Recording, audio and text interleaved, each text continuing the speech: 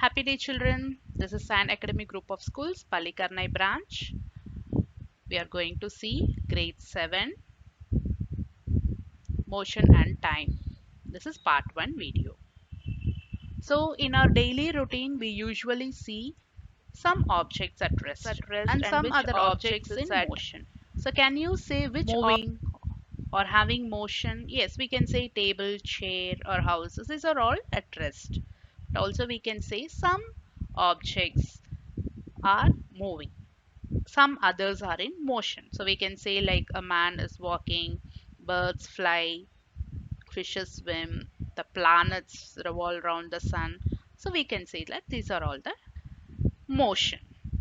So when an object changes its position with time, we often perceive an object to be in motion. So example, this here, in this picture we can see a man is walking, and time, how we can able to relate the motion with time. So that only we are going to study in this chapter, the types of motion and the measurement of speed and the time, and how we can calculate the distance time graph in this chapter. So let's first see the motion. So the motion of all objects we can say not the same or of the same type. No, it's different. So we can say like an object is said to be in motion if it changes with position with respect to time. For example, a car moving on a road, a child swings. So these are all the examples we can say. So depend on this, we can categorize different types of motion. Rectilinear motion or translatory motion, or we can also say as linear motion. So a motion which is possessed by a body moving along a straight line path without changing its direction, then we can say as rectilinear motion. A motion of a train on a straight bridge, we can say, or a car moving on a straight road, or will ride bicycle on a straight road, soldiers in a parade straight road. These are all examples of rectilinear motion. Then circular motion, the motion possessed by a body when it moves along a circular path. For example, the motion of earth around the sun in a circular orbit, motion of planets around the sun, the motion of a child in a merry-go-round. These are the examples of circular motion. So even we can say as rotatory motion when it spins from a fixed axis. Next we will see periodic motion. So in this picture we can see it's a simple pendulum. Yes, so periodic motion or oscillatory motion. So the motion which repeats itself after regular intervals of time, then we can say periodic motion. So motion of a swing, a guitar playing, to and fro motion of a simple pendulum. These are the examples we can say for periodic or oscillatory motion. Next is slow and fast motion.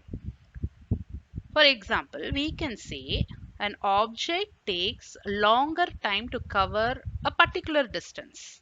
Then we call it as the object is slowly.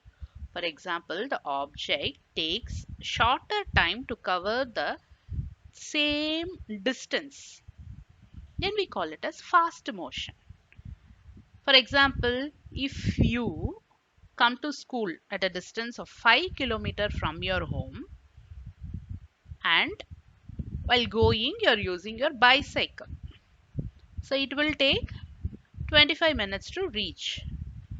Okay, by walk 25 minutes, by bicycle it will take 10 minutes only. So then we can say like when you are coming to school by walk, we can say a slow motion.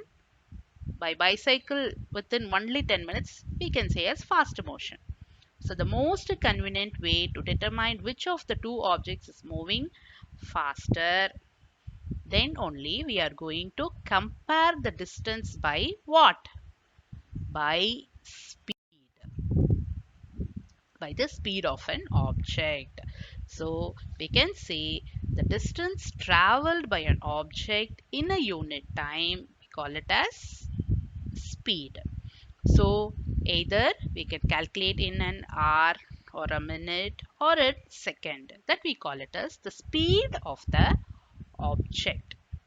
So a slow moving object we can say have a low speed, and a fast moving object will have a high speed.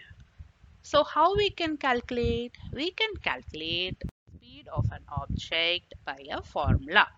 So how we can calculate? By the distance traveled by the time taken. For example, if a car travels for a distance of 100 kilometer in 2 hours, then how we can calculate? So the distance traveled is 100 kilometer and the speed is 2 hours, so we can say as 50 kilometers.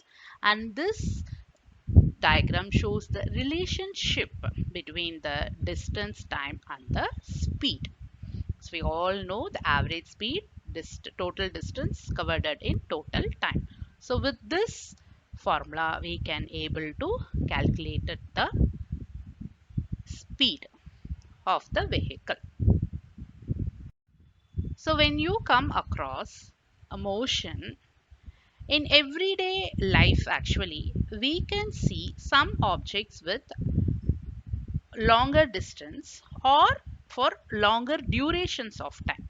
So if the speed of an object along the straight line moves with a constant speed, for example same speed, if a car is traveling 60 kilometer per hour for 3 hours in the same speed, constant speed, then we call it as a uniform motion. On the other hand, if the object in a straight line, not with a constant speed, in between taking breaks, then we call it as uniform motion. For example, motion of a train or motion of a bus, in between the stops it will, or some signals it will change the speed, then we call it as non-uniform motion. So in earlier days and all, how the ancient people have measured the time, we don't know. So it is very difficult to think how people in ancient times measure the clock, as they don't have clocks or watches or digital clocks nowadays we are using.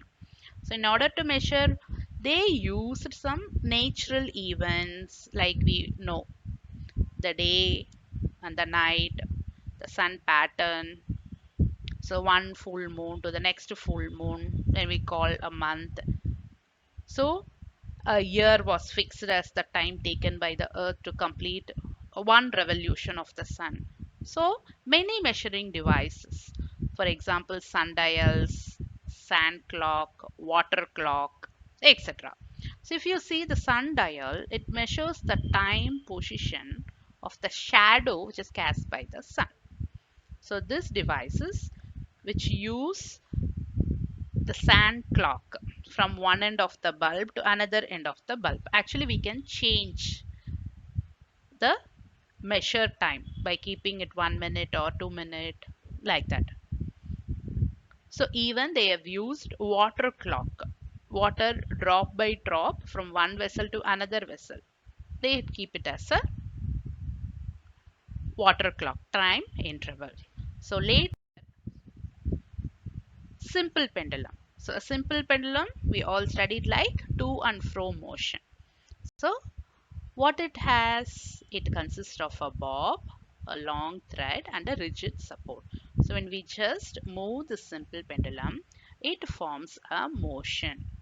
The to and fro motion only we call it as motion of a simple pendulum.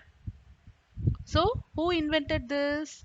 Galileo was the first person to study the motion of the simple pendulum. So when the pendulum gives a to and fro motion, okay, so that we call it as one oscillation. So this simple pendulum consists of a bob which is suspended by the rigid support. So this to and fro motion of one oscillation, we call it as one time period. So the time taken to make a one complete rotation or one complete oscillation, we call it as time period of the pendulum. So Galileo only invented this simple pendulum. So he found out that the given length always the same for complete one oscillation.